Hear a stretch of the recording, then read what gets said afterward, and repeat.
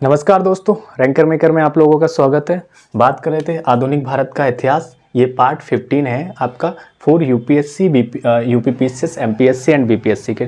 ठीक है, इसमें हम बात कर रहे थे कुछ अन्य आंदोलन थे उनके बारे में। अन्य आंदोलन मतलब कुछ ढेर सारे आंदोलन होते थे, उसके जो हमने पार्ट ए आप लोगों को बता दिया था। कुछ और आंदोलन जो बचे हैं उसमें पार्ट बी बात करते हैं। इसमें हम बात करेंगे 1897 की क्रांति के पूर्व में जो युद्ध हुए थे उनके बारे में, और ये कुछ बाद के युद्ध थे जो कल कुछ मैंने बता दिए थे क्लास में, और आज की क्लास में कुछ बात करते। जैसे कि आपका कोल विद्रोह था तो 1831 और 32 के बीच में ये स्टार्ट होता है। अब इसके ये क्षेत्र कहाँ था, मतलब कहाँ तक कहाँ से शुरू हुआ था? तो छोटा नागपुर में ये स्टार्ट हुआ था। किन के खिलाफ था? ये सरकार के खिलाफ था, और सरकार ने इसको बाद में वो दमन करती। इसकी जो नेतृत्व करता थे बुद्धू या बुद्धो भगत कहते थे, और ये धीरे धीरे फैलकर आपका 1848 तक चलता रहा था कोल विद्रोह। ठीक है, बाद में अंग्रेज सरकार रहती है उसको दमन कर देती, खत्म हो जाता है। एक युद्ध आपका आता है विद्रोह, बघेरा का विद्रोह। ये बड़ौदा से स्टार्ट होता है, और इसको अंग्रेजों के खिलाफ ये भी था। बाद में अंग्रेज इसका भी दमन कर देता है, ये भी खत्म हो जाता है। फिर बात जी देखो, जो प्रमुख है उन पे हम थोड़ा डिस्कशन कर लेंगे, जो फैक्ट वाले हैं एक ही लाइन में खत्म करेंगे। रंपा विद्रोह की बात करते हैं तो ये आंध्र प्रदेश में गोदावरी जिले से स्टार्ट होता है। कहाँ से? आंध्र प्रदेश में गोदावरी जिले से स्टार्ट होता है, और ये रंपा पहाड़ी क्षेत्र में, मतलब यहाँ पे जो पहाड़ी क्षेत्र में आएंगे वो जनजाति होंगे या आदिवासी होंगे। तो जहाँ पे जनजाति और आदिवासी की बात आएगी तो वहाँ उन्हें अंग्रेज सरकार से ज़्यादा कोई वो नहीं था कि यहाँ पे इनका शोषण कौन कर रहे थे? जमींदार थे, साहूकार थे, ये लोग। ठीक है, तो उन्हीं के खिलाफ ये चलाया गया था रंपा विद्रोह। ठीक है, और वो जिसमें क्या थी? जमींदारों के खिलाफ और साहूकारों के खिलाफ था, क्योंकि वो लोग इनका शोषण कर रहे थे। और इनकी एक वन नीति आई थी, तो वो वन नीति का ये लोग वन जो नीति आई थी उसका विरोध कर रहे थे, क्योंकि इन्हीं को आदिवासी लोग हैं वहाँ रहेंगे, तो उसका कुछ ना कुछ उनकी ज़मीनों का ह्रास कर रहे थे। इसी रंपा विद्रोह को बाद में लसोड़िया आंदोलन में कन्वर्ट कर दिया गया, और इसके नेतृत्वकर्ता बने आपके गुरु गोविंद। कौन बने? गुरु गोविंद। ठीक है, इन्हीं ने, गुरु गोविंद ने ही एक सभ्य सभा की स्थापना की थी। सभ्य सभा 1883 में इन्होंने बनाया था इसी को, किस लिए? कि ये भील जनजाति का उदय कर सकें कैसे इनको, और आगे इनका नेतृत्व करते और इनको कुछ आगे मार्गदर्शन दे सकें, वो सभ्य सभा बनाया था इन्होंने। ठीक है, तो रंपा विद्रोह लसोड़िया विद्रोह का ही एक भाग है, या लसोड़िया विद्रोह रंपा विद्रोह का ही एक भाग है, जिसके नेतृत्वकर्ता आपके गुरु गोविंद थे। ठीक है, और ये धीरे धीरे आपका बढ़ता गया था और राजस्थान तक भी चला गया था। ठीक है, अब राजस्थान में क्या मतलब वहाँ से फैलता हुआ ये उत्तरी राजस्थान और राजस्थान में फैल गया था। फिर आपके ये गुरु गोविंद से थे, और एक लोग और आते हैं सुरजी भगत करके, दोनों लोग इसका नेतृत्व करते हैं। ठीक है, फिर हम बात करते हैं किसका? मुंडा आदिवासी का विद्रोह। तो मुंडा आदिवासी का विद्रोह था ये 1899 से तो 1900 के बीच में स्टार्ट हुआ था। इसके जो नेतृत्व करते थे आपके बिरसा मुंडा थे। बहुत ज़्यादा क्वेश्चन पूछा जाता है, आप लोगों ने हर एग्जाम में मोस्टली देखेंगे बिरसा मुंडा, और ये पता ही जनजाति क्षेत्र से, उन्हीं से का नेतृत्व करते। इन्होंने पहले इनके नेतृत्व जो इन्होंने किया था, और इन्होंने 1895 में अपने आप को क्या भगवान का दूत घोषित कर दिया था। इन्होंने कहा था कि मुझे भगवान ने ही भेजा है, मैं उन्हीं का ही दूत हूँ।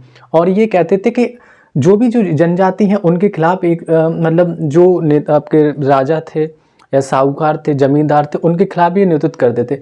और ये एक शब्द यूज करते थे कि उनका कहना था कि जैसे ये लोग हमारी ज़मीन को ले रहे हैं तो हम इनका जो विद्रोही करके एक वर्ड यूज किया था इन्होंने, जिसमें कहा गया था मतलब जो गैर जनजाति लोग हैं उनसे इनकी लड़ाई थी कि वो उनका ह्रास कर रहे हैं, तो हम एक तिरंगे इतना खून उनका बहाएंगे कि ज़मीन भी लाल कर देंगे। कैसे? जैसे कि एक लाल झंडा होता, उस तरीके के, मतलब इतने खूनखार लोग ही थे एक टाइप से। इन्हीं ने अपने आप को, इसी को सरदारी लड़ाई भी कहा गया था कि सरदारों के खिलाफ, मतलब जमींदारों के खिलाफ रहेगी तो सरदारी लड़ाई करेंगे। इसी को उल गुलान भी कहा जाता। ये क्वेश्चन बहुत पूछा जाता है कि उल गुलान किसे कहा जाता था? मुंडा आदिवासियों का विद्रोही को उल गुलान कहा जाता है, सरदारी लड़ाई कहा जाता है, और महान हलचल भी इसी का नाम था। ठीक है, जो बिरसा मुंडा थे इन्होंने अपने आप को उपाधि दी थी जगत पिता की। किसकी? जगत पिता की और धरती आबा की। ठीक है, ये इनकी उपाधियाँ होगी। मुंडा विद्रोह बहुत इंपॉर्टेंट था, इसलिए मैंने थोड़ा इसको डिस्कस कर दिया। बात करते हैं मोपला विद्रोह की।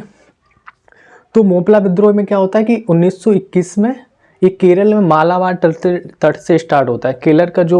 केरल पार्ट है ना, उसका जो मालाबार पार्ट है उससे वहाँ से ये स्टार्ट होता है। और कब होता है? 1921 में। ये किसके खिलाफ था? ये भी जमींदारों के शोषण के खिलाफ था। तो मोस्टली हम देख रहे हैं जो विद्रोह भारत के अंदर हो रहा है वो जमींदारों के खिलाफ है। अंग्रेजों से तो सीधी लड़ाई थी, लेकिन जमींदार भी अपने यहाँ के जो आदिवासी लोग थे, जनजाति लोग थे, गरीब किस्म के जो लोग थे, उनका शोषण कर रहे थे। ठीक है, तो ये जमींदारों के खिलाफ एक था शोषण। फिर ताना भगत आंदोलन आता है 1914 में, जो छोटा नागपुर से स्टार्ट होता है, और इसका जो नेतृत्व करते थे जतरा भगत थे, बलराम भगत थे और देवमेनिया भगत थे। इन लोगों ने इसका नेतृत्व किया था, किसका? ताना भगत आंदोलन का। हम बात करें 1857 की क्रांति के पूर्व के जो विद्रोह, पूर्व में जो विद्रोह हुए थे उनके बारे में, ठीक है। तो एक विद्रोह था आपका बंगाल का सिपाही विद्रोह, जो 1764 में स्टार्ट होता है, ठीक है। कौन सा? बंगाल का सिपाही विद्रोह है आपका। फिर देखिए ये फैक्ट है, सिपाही विद्रोह मतलब सिपाहियों ने विद्रोह कर दिया था, उसी के हुआ था, ये फैक्ट वाले क्वेश्चन सीधे। एक बेल्लौर का सिपाही विद्रोह आया था जो 1806 में स्टार्ट होता है सिपाहियों द्वारा। ये सब अंग्रेजों के खिलाफ आएंगे, क्योंकि हम उसके 1857 के पूर्व जा रहे हैं, ठीक है। पूर्व जाने का मतलब यही विद्रोह धीरे धीरे भड़कते भड़कते 1857 की क्रांति का कारण बने थे, ठीक है। तो ये बेल्लौर का सिपाही विद्रोह हुआ था 1806 में।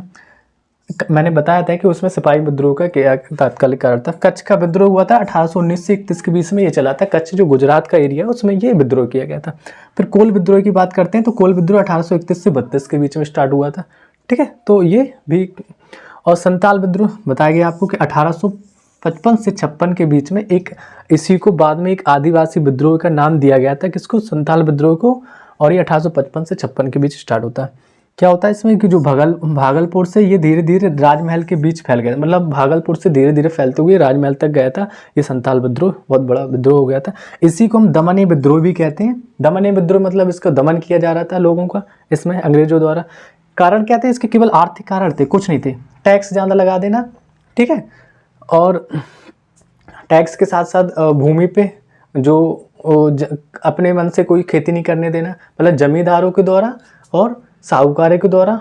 साहूकारों से पैसे उधार ले रहे तो उस पर टैक्स ज़्यादा लगे, जमींदारों से खेती सही से नहीं करने देना है। तो उनके खिलाफ ये, मतलब जो शोषण हो रहा था उनका, तो उनके खिलाफ इस विद्रोह को लड़ा गया था। अगर हम बात करें तो इसमें क्या था, संथाल विद्रोह में मोस्टली जमींदारों के खिलाफ ये था, ठीक है। फिर बाद में इसको भी दमन कर दिया था। इसके जो नेता थे वो सिद्धू, कानू थे, चांद थे, वैग थे, ये चारों भाई थे। चारों भाइयों ने इसका नेतृत्व किया था, किसका? संथाल विद्रोह का। पूछा जाता है किसमें कौन से चार भाई थे जिसने नेतृत्व किया, तो संथाल विद्रोह।